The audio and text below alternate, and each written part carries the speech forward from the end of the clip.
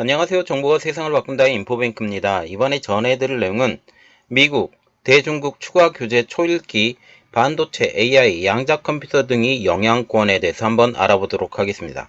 여러분의 구독, 좋아요, 그리고 필요하시면 알람 설정까지 부탁드리겠습니다. 지금 미국이 중국을 상대로 한 첨단 기술 봉쇄 수준을 더 높입니다.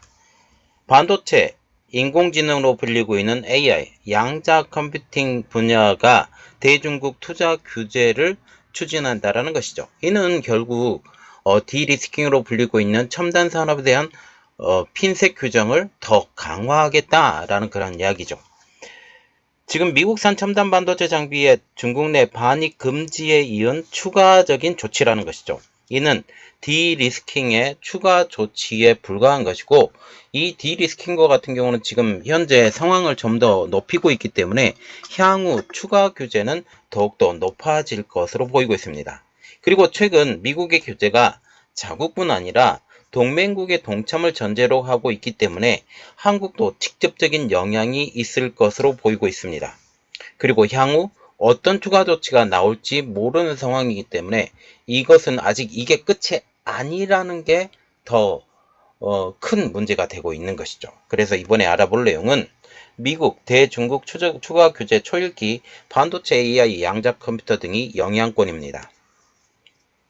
로이터 통신은 미국 정부가 8일쯤 반도체, AI 등 첨단 기술 관련 미국 기업의 대중국 투자 금지 제한 조치를 발표할 예정이라고 보도했습니다.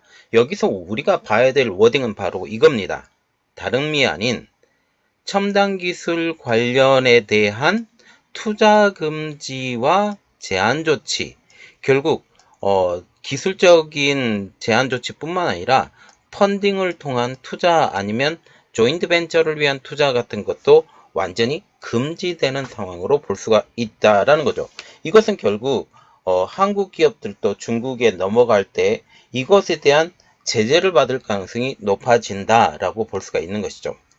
복수의 소식 등은 관련 브리핑이 7일 예정이 되어 있으며 지금 우리나라 시간으로는 오늘 새벽 그리고 곧 발표가 될 것이고 발표는 8일 정도 이루어질 것이라고 밝혔지만 아직까지 발표 시점은 유동적이라는 이야기가 나오고 있습니다. 이는 중국 기업이 미국 자본이나 기술을 활용해 국가 안보를 위협하는 것을 막기 위한 조치, 즉 디커플링의 부가적인 조치에 불과하다라는 것이죠. 그래서 이번 조치는 디리스킹으로 대중정책 전환에 따른 연장선상에 있습니다. 미국은 디커플링에서 디리스킹으로 대중정책을 전환하면서 반도체, AI, 양자 컴퓨터, 바이오 등 군사 정용이 가능한 기술에 대해서 제재 강도를 높여왔습니다. 그래서 이번에 반도체, AI, 양자 컴퓨터뿐만 아니라 바이오, 그리고 통신장비, 비행기, 그리고 조선 이야기가 나오고 있더라고요. 조선까지도 다 지금 통제 대상이 될 것 같은 이야기가 점점 솔솔 나오고 있기 때문에 지금 통제는 여기까지라고 말을 할 수 있지만 통제의 규모가 점점 더 커질 수도 있다라는 것을 우리가 볼 수 있죠. 그리고 중국 제조 206를 직접적으로 겨냥한 통제 조치다라고 보는 게 더 정확한 의견인 것 같습니다. 반도체에 대해서는 반도체 장비에 대한 규제를 시행하고 있고 네덜란드와 일본이 미국의 반도체 카르텔에 동참하게 되면서 점점 규제의 강도를 높여오고 있습니다.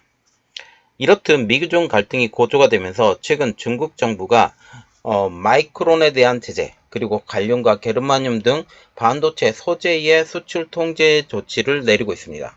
그리고 일부에서는 드론에 대한 수출 통제도 이러한 것을 지금 얘기를 하고 있지만 이것은 다른 내용.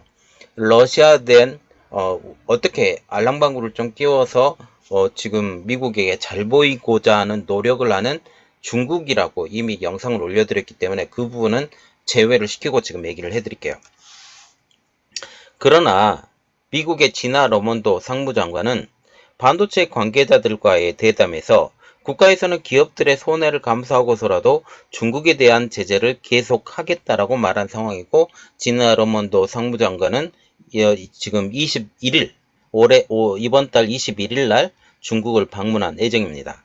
그리고 지금 재무장관 같죠, 국무장관 같죠, 이번에 상무장관 것 같지만 이들이 가면서 중국과의 관계 설정이 완화가 될 것이다 라고 얘기는 못해요. 왜냐하면 지금 중국에 대한 제재의 수위가 점점 더 높아져 가고 있기 때문이죠.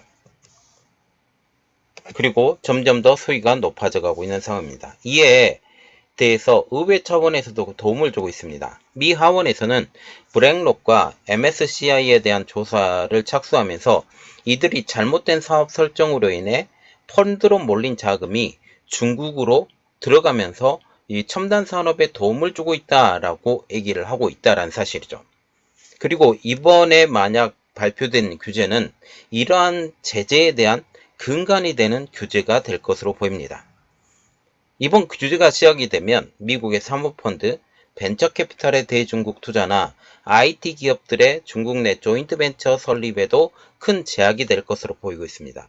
그래서 이번 규제가 시행되기 전에 미 하원에서 블랙록과 SMIC에 대한 조사를 착수했고 여기에 대한 규제를 또 발행하고 그리고 이러한 발표가 난 다음에 너희들은 이러한 제재를 또 당하게 될 거야 라고 먼저 한번 선빵을 딱 날리게 된 거죠. 그래서 중국으로 흘러 들어가는 자금을 막아서 중국 내에서 첨단 기술에 대한 연구 개발을 막고 지금 첨단 기술에 대한 조인트 벤처나 기업들도 여기에서 설립하지 말라고 지금 얘기를 하는 것입니다. 첨단 기술의 기준은 미국 상무부가 지난 10월에 발표한 반도체 장비 수출 규제와 거의 일맥상통할 것으로 보입니다. 그리고 상무부는 18나노 이하의 D램, 128단 이상의 낸드 플래시, 핀백 기술을 사용하고 있는 14나노 이하의 시스템 반도체를 생산할 수 있는 장비, 그래서 로직 반도체를 생산할 수 있는 장비, 기술 등을 지금 승인받도록 한 상황이죠. 그리고 레거시 공정에 대한 것도 막을 수 있도록 반도체 어들을 지금 40에서 45나노를 올려야 된다라는 말이 솔솔 정부 당국자들의 입에서 나오고 있는 상황입니다.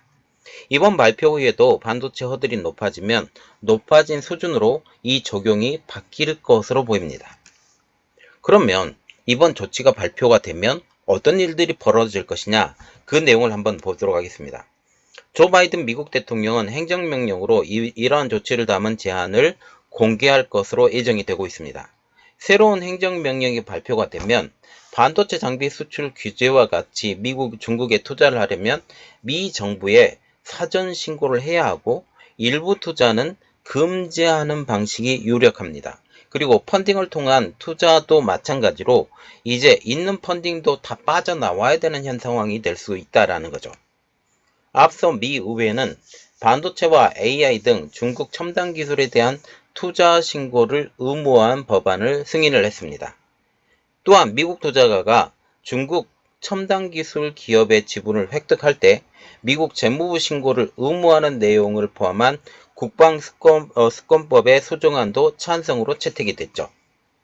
그리고 이번 수정안이 통과가 되고 상하원을 통과가 되고 대통령이 서명을 받으면 즉각적으로 발효될 예정입니다. 그러면 이러한 것들이 한국에는 어떤 영향이 미칠 것이냐, 이것에 대해서 조금 더 알아볼게요. 이번 행정명령으로 한국에도 영향이 될 것으로 보입니다. 투자 제한 규제는 현재 미국 기업들만 대상으로 하고 있기 때문에 당장에는 한국 기업들에게는 영향이 없을 것으로 보이지만 문제는 이거죠. 미 의회 차원에서 동맹국의 대중국 투자 제한에 대한 의견이 나오고 있기 때문에 향후 우리나라의 동참을 요구할 가능성이 높다라는 것입니다. 업계 관계자도 커지는 미중 갈등은 대중국 수출 규모나 국내 기업의 매출 등에 영향을 미칠 수밖에 없다라고 지적을 했습니다. 그래서 결국 우리가 중국 의존도가 낮아져야 된다라는 이야기가 지금 솔솔 나오고 있는 상황이죠. 지금 가장 관심이 큰 것은 중국의 반도체 공장을 운영하고 있는 삼성전자와 SK하이닉스. 그동안 미국의 반도체 장비 반입 규제에 대한 유예를 받았었는데 향후 미국의 결정에 탈중을 결정해야 될 수 있는 상황이 오고 있기 때문이죠.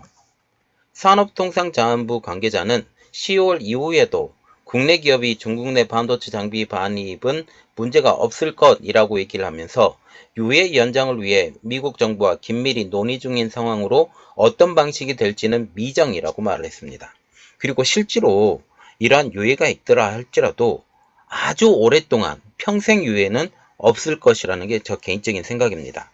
그리고 전문가들도 반도체 반입 유예는 그리 오래 지속되지 않을 것으로 보고 있고 많아야 5년, 좀 길면 한 3년 정도 갈 것으로 예상이 되고 있기 때문에 현재 우리가 생각을 해야 되는 것은 삼성과 SK하이닉스가 탈중을 해야 될 거 아니냐라는 그런 말들도 나오고 있고, 지금 TSMC와 같은 경우는 지금 미국을 적극적으로 옹호하면서 지금 얘기가 나오고 있기 때문에 미국의 결정에 그대로 따라갈 것처럼 보입니다. 자, 이번 내용은 여기까지 하겠습니다. 그리고 이 내용들이 굉장히 향후 우리나라의 문제에도 큰 영향을 미칠 수 있기 때문에 이러한 것들을 자세히 지켜보고 새로운 뉴스가 나오게 되면 여러분들에게 또 알려드리도록 하겠습니다.